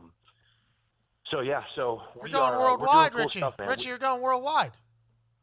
We're going worldwide, baby. We're going international. All right, well, take care of yourself over there. Congratulations on the bounce back here. I hope everything goes well in court. And to be honest, we've all experienced a loss of a loved one. So there's a lot more people who understand you than you think. So keep on keeping on, brother, and we appreciate you for joining us, Richie. No doubt. Thanks for having me. Cheers, brother. Work on them goddamn pass sets in the backyard. Aaron Rodgers just got crushed last night in the first half. They might. I know. I'm about to go throw on the pads and helmet and go take out this trash can. All right, I'll see you, Richie. Have a good one. Later, brother. Later. It seems as if he's holding himself accountable almost. Yeah, I root for this guy so hard. He This seems like a really good guy. This is different than the last time. When he came on about the Miami gym thing, he was like, well, that guy was stalking me. He was blaming somebody else. This one, it seems as if he's taking it head on. Meeting with an Army traumatic doctor. He's taking medicine. He said meds in there somewhere. Yeah, he did. It feels as if he's taking accountability for a potential problem he has in his brain, and I hope he gets it figured out. Raising money for kids, too. International kids. That's awesome. He's doing all he can. He's trying his best, and I hope the medicine and everything, I hope he finds a new normal, because honestly, at his soul, Todd, at his soul, I think he's a good guy deep down in there. No doubt. But definitely some mental health issues. Yeah, he's got some stuff going on. Happy he's addressing it, though. Happy he's addressing it. With that being said, it's Tuesday. I hope you enjoyed the show. I can't hear a single thing. My plug just went out of my earphones. But I would like you guys to know, 2.0, same problems as the original. But so thankful you listened. Could you please tell your friends? Remember, we started at 0 here. Absolute 0. I'm so thankful to Todd, Diggs, Nick, Zito, Ty, and Evan. Everybody out here at the Pat McAfee Show 2.0 office, Heartland Radio 2.0 office. And also very thankful for all of you. You tweet right now using hashtag PM. We had a winner last week. Yep. Gave him a credit card, a Visa cash card. Nice. Congratulations to them. Also, we are still open in the best review, winning a $100 Visa, what is that? Prepaid card. Yeah. Gift card. Prepaid gift card. We're still up in the air for the best review. There's been a lot of great ones, but there's been so many great ones that we're still tallying them all in. Get yours in now. Subscribe, rate, review, that whole goddamn thing. We're so thankful. The word of the day to tweet from Diggs is? Mason Ramsey. There is literally a picture of Mason Ramsey right next to the T-shirt. Diggs just looked at the first thing he saw, I love lamp type situation, and said Mason Ramsey. You know what? I'm so pissed. Why? This was the weekend he was supposed to be here. Can we change it to lamp? Hashtag PMS 2.0 space I love lamp. First person to do that wins some of our brand new merch, which is launching, I think, tomorrow or Thursday. Let's go. Tweet us. Have a good time. Have a great day. September 11th, big shout out to all the people that served over there in New York, all the service, and also rest in peace to all that we lost. This is a great day to be alive. Remember that. Ty Schmidt, hit the music. Per usual. You're alive, but are you living? Go live and do it live with the #1 ticket app on earth, SeatGeek, with tickets to everything from theater and comedy to live sporting events. Baseball is still happening, believe it or not. October 10th, baseball documentary coming out that Evan Foxy and I whipped together. Can't wait for you to see it. Yes, sir. Football is happening all over the place, college, high school, NFL. Get your tickets in one particular spot and one spot only, and that's SeatGeek. Utilize promo code PAT, get $10 off your first order, or promo code McAfee and get $20 off your first order. They have tickets to everything, and they scan all the other ticket sites so they know that you're getting the best bang for your buck, and you won't get catfished. What they say you're going to get, you're going to get. Shout out to SeatGeek. Go live. Go live. Go watch something. Go enjoy. Take a date. Go alone. Take your family or not. Whatever you want to do is SeatGeek, the greatest ticket app on earth. And with that being said, Ty Schmidt, hit the music.